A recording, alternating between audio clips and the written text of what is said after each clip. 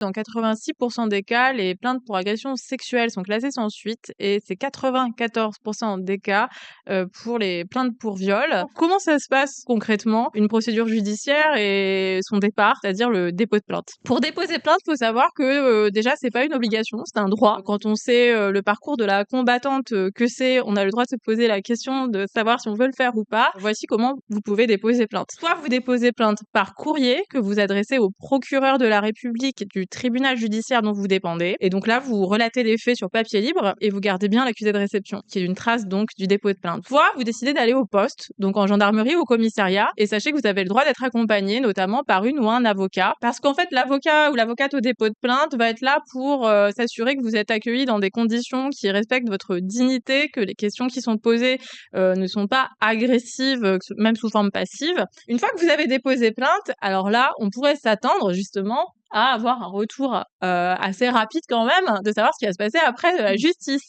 Eh bien non, dans la plupart des cas, vous n'êtes pas rappelé pendant plusieurs semaines. Vous ne savez pas si l'enquête préliminaire a été déclenchée. Alors, il faut savoir que pour les délits aggravés ou les crimes, c'est une instruction qui peut être ouverte directement. Donc, les actes d'investigation, vous ne savez pas lesquels sont en train d'être réalisés. Et puis surtout, vous ne savez même pas en fait s'il y en a, puisque en droit français, une plainte peut être classée sans suite sans même qu'on ait réalisé des investigations, sans en informer la victime. Et le problème, c'est qu'aujourd'hui, il y a énormément de femmes qui ne savent même pas si leur plainte a été traitée, si l'affaire a été classée. Et dans ces cas-là, on demande une copie du dossier, puisque sachez que vous avez le droit d'obtenir la copie du dossier pénal quand l'affaire est classée. Et dans ce dossier, vous avez la liste des investigations qui n'ont souvent pas été réalisées, c'est-à-dire que cette liste est vide, voilà, ou alors très peu fournie.